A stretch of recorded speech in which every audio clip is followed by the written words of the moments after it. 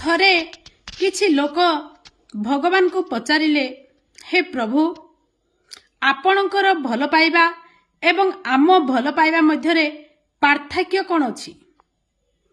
ଭଗବାନ ଉତ୍ତର ଦେଲେ, ପକ୍ଷୀଟିଏ ଆକାଶରେ ଉଡ଼ିବା ହେଉଛି ମୋର ଭଲ ପାଇବା, କିନ୍ତୁ ସେହି ପକ୍ଷୀକୁ ଆଣି ପଞ୍ଜୁରୀରେ ରଖିବା ହେଉଛି ମନୁଷ୍ୟମାନଙ୍କର ଭଲ ପାଇବା।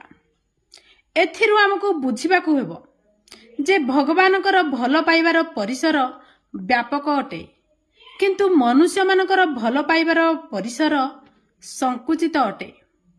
ହଁ ଆଜ୍ଞା, ଯେତେବେଳେ ଆମକୁ କୌଣସି ଫୁଲ ଭଲ ଲାଗେ, ଆମେ ତାକୁ ତୋଳି ଆଣି ପକେଟରେ ପୂରେଇ ଦିଅନ୍ତି, କିନ୍ତୁ ଯେତେବେଳେ ସେ ଫୁଲ ପ୍ରତି ଆମର ପ୍ରକୃତ ଭଲ ପାଇବା ଆସିଯାଏ ନା, ଆମେ ସେ ଗଛକୁ ବଞ୍ଚେଇ ରଖିବା ପାଇଁ ସେ ଗଛରେ ପାଣି ଦେବାକୁ ଲାଗି ପଡ଼ନ୍ତି।